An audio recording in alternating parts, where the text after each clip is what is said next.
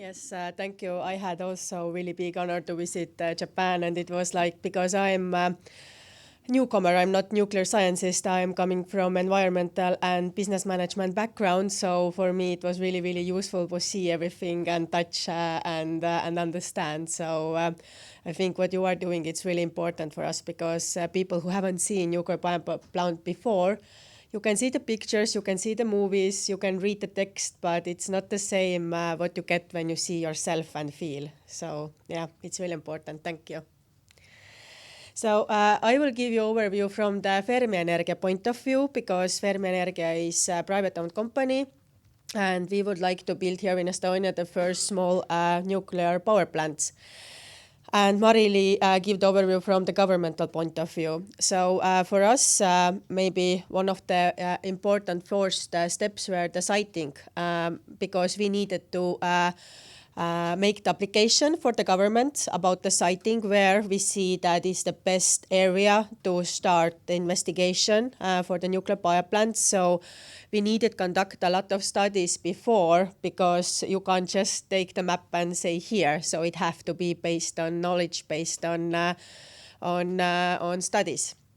And it's actually really good because nuclear is so regulated. So when you don't know, it's your first time, so you have a lot of instructions and guidelines actually from the Atomic Energy Agency to take and just start to follow step by step. So that's what we did.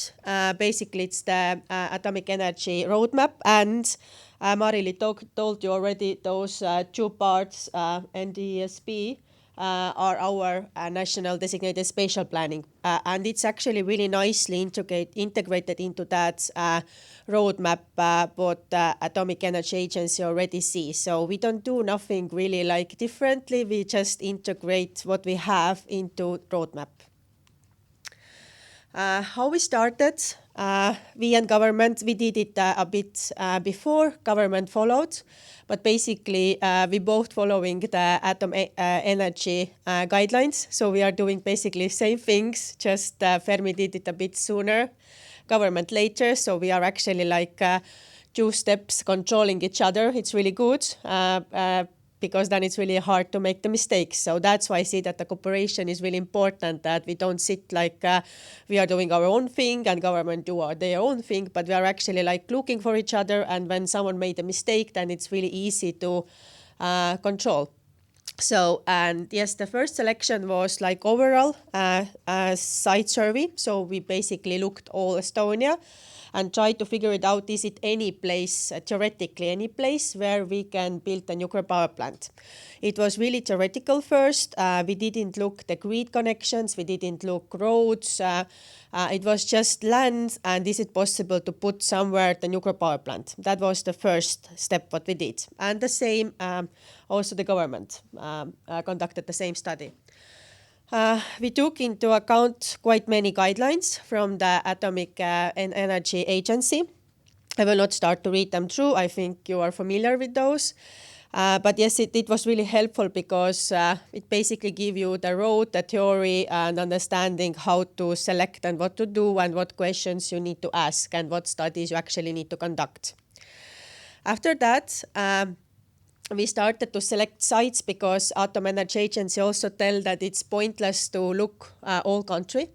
You need to select the most reasonable sites in the technical, environmental, socio-economic, and also money-wise, because the goal is also that the electricity will be with a good price, not maybe the cheapest, but at least like reasonable price.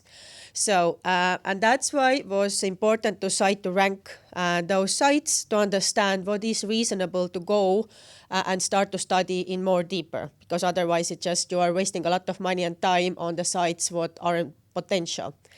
And after that, we also conduct the risk analysis and of course financial analysis. So, and it's just small overview. It was more than 150 different criteria that we needed to actually take into account and understand. And based on that, we found like the best area for us. After that, like Marili already told, we did the application for to start with NDSP. And yes, Republic of Estonia accepted our application, and now we are in the legal official planning process. And of course, for us was also important because in the application, you as a developer, you have to show what is the environmental impact, what you think it is, because of course you need to study more, but you need to be aware what you are doing. So we also cooperated with Finnish Fortum and our local environmental experts to understand what is the area that we need to study, what is the area of environmental impact and so on. We had different potential sites with just like overview. Based on different criteria, we started to rank and think that, okay, what is reasonable, what isn't. And here we already looked also that is it possible to have the grid connection? Is it possible to have good cooling system? How deep is our sea? Because our sea isn't really deep, so and it's pretty warm, yeah. So and so long. What is our logistic? Do we have port near or not? So different already more like practical aspects we took into account. And based on that, we found that the Lüganuse and Viru-Nigula municipalities are the best area for us because it was good geological suitability. Also, the sea was deeper than in the western part of Estonia. It's really good for the cooling solution. It's actually industrial area, so the people are used to with industry. They are actually pretty much welcoming us, and there are also big industries who needs power. So it was also important. It was good fit with environmental impact because it is industrial area, so it wasn't so in the western area we have a lot of environmental parks and reservoirs and stuff like that. It's a bit difficult to put the nuclear power plant there. So that's why it was also better fit. But of course, it has impact. Everything what you do has impact. And yes, the roads and logistical point of view was it also, it was really reasonable because it is really good good ports because it's the industry there and then really good roads. And yes, Marili already showed on the map of Estonia. So here is already like zoom in how it looks. The area is bigger because we need to take into account all that cooling solution grids. And those yellow points are the points where we see that will be good fit for the physical nuclear power plant. But of course, the planning area is bigger because you need to solve everything, all that complexity what you have. And here you can see also like the possible points where we can have a connection with the bigger grid. It looks like that. And one point what is really, really important for us, what Fermi have been doing already for years, government haven't made a decision before 2021. We are already like much longer here. So for us, the most important is that we are open. We are based on knowledge and we share everything what we have with the people. So step by step, we have new study, we show them, we talk through, we have the communication with them, they give us feedback, we take it into account. And like that, we have been doing it already like 4 or 5 years. And and we have been doing like in those small areas, those 2 municipalities already like 60 info days, more with 600 people. In those 2 municipalities, it's altogether maybe 10,000 people are living. So they're really small. So that's why we covered like a good area. And we have already like some kind of fan club. They know we do it every quarter, sometimes every month. Sometimes people they're afraid to talk in the big conferences or information days. Then we go and visit when there are like 5 people or 3 people. It doesn't matter for us. When they ask us to talk, we are coming and giving the information. And we have a lot of that kind of open discussions where they are like not afraid to talk about the fears, the doubts, because it's important. People don't know, we don't have nuclear power plants. So when you have a lot of fears maybe. And we also visiting the Olkiluoto nuclear power plant and have been visited also in the Sweden, Forsmark. And it's also really helpful, and Olkiluoto is for the local people who lives in their municipality. I go with them basically like every second month. They're going there and they really have opportunity to be there, to see the nuclear power plant, to stand and look the reactor. And yes, and quite many people gave the feedback that, oh, it was so scary, but after visiting, it was even disappointing. I was like, why it's disappointing? Because it looks like hospital. It's boring. I thought it's scary and you feel the radiation or something like that. So you understand that people creating in the minds already like pretty like a scary story, but when they're there, it's actually just usual industry. So, and it's helping a lot. And after that, in the information days, people already talk to each other that, yes, I saw that and that. They're explaining already from local to local, and we even don't have to explain so much anymore. So that's why it's, I think, really important part. We opened also atomic room. At the moment, it's pretty small, but we will grow, and it will be more maybe representative. At the moment it is how it is, but it's nice you can have all the information, and it shows already that it's based on Kunda. It's a pretty small town in Estonia, and it's already like with the 2 years we have like 1,000 visitors now, more than 1,000 for over of Estonia. So it shows that it is interest and people want to see and understand more. And what are the challenges from Fermi point of view? Of course, Marili told about those working groups, and we need to have the Nuclear Energy Act. We need to establish the regulator. Of course, those are challenges also for Fermi, because when we don't have them, we can't move forward. And from our point of view, also avoiding legal disputes, because different interest groups, they have also right to talk in planning process. It's good, I think, and it needs discussion. But from our point of view is also that we really have to be correct, because when someone really don't like nuclear or when someone is really anti-nuclear, you can they start to look for the mistakes. Yeah. So, and when you find the mistake in the process, because it's legal process, then you have possibility to have those disputes. So that's why for us it's also really important to be really, really correct, and of course communicate as much as possible. And as always, political challenges, because nuclear is political also, not only technical. So, and it's really long project. And for us also challenges in NIMBY, because we can't do when the locals are against.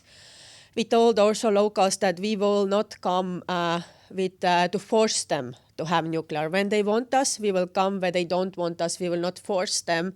It's important that we are coming for 100 years, and we don't want to come with who is stronger or with the power or with the enforcement. So it's important they accept us. So we want to be the partners, and to have the trust, it takes time. So that's why we are doing it already really early stage, showing everything and try to engage them and have a feedback as early as possible. Because some feedbacks they have like about the lightings, about the roads, it's really easy to take into account when you have the first project. When the project is done, it's too expensive to change. But at the moment, when you don't have it, it's actually really easy to have those things what is important for local people to take into account. And when they see that, yes, we are listening them, we take into account the feedback, then they start to also trust us more. So it's like that kind of work what takes years to gain the trust. Yeah. And that's it. Thank you.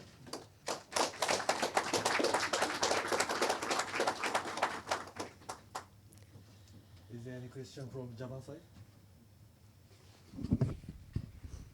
Yeah, of course, Estonia side, okay.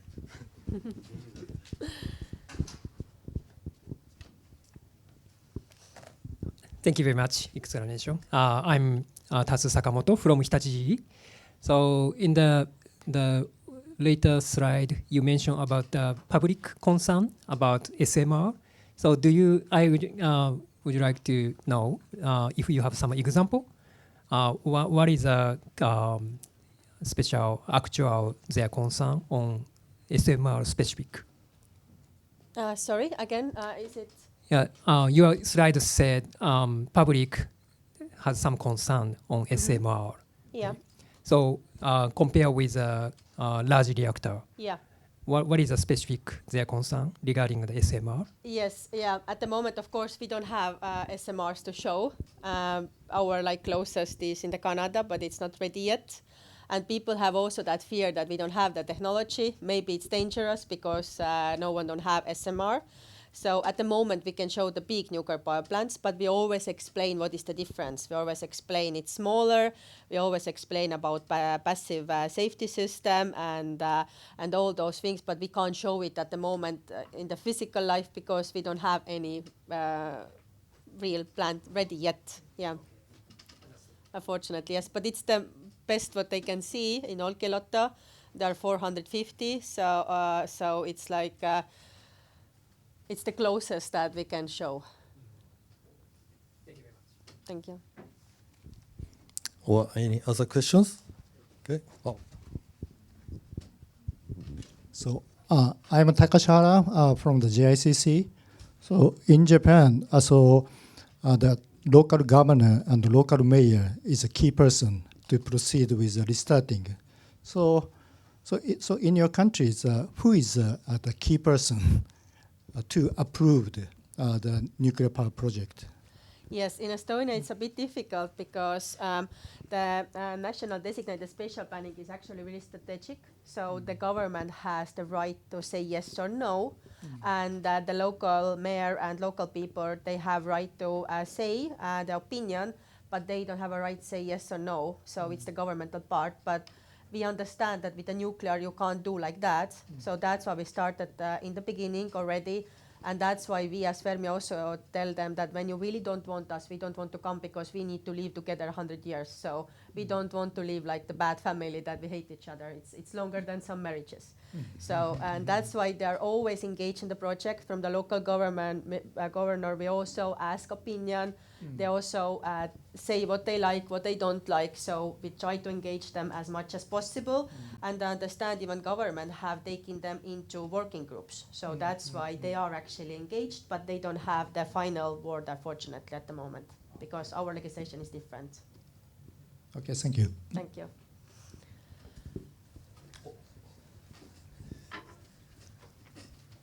Thank you very much for very comprehensive presentations on the very important issues of the selection of the site. And you mentioned the political challenge which you have as a company have. And could you specify the political challenge? Because I understand that in this country we don't see any strong political objections to having nuclear powers in this country, except for, as you mentioned, some NGO who has a very strong, principally they are objecting to the nuclear power. So except for that, do you see any concrete political challenge in future, or possible political challenge in future in relation with this project? Thank you. Thank you for the question. Yes, at the moment, I don't see a lot of political challenges because it's really supportive and everything is moving by the plan.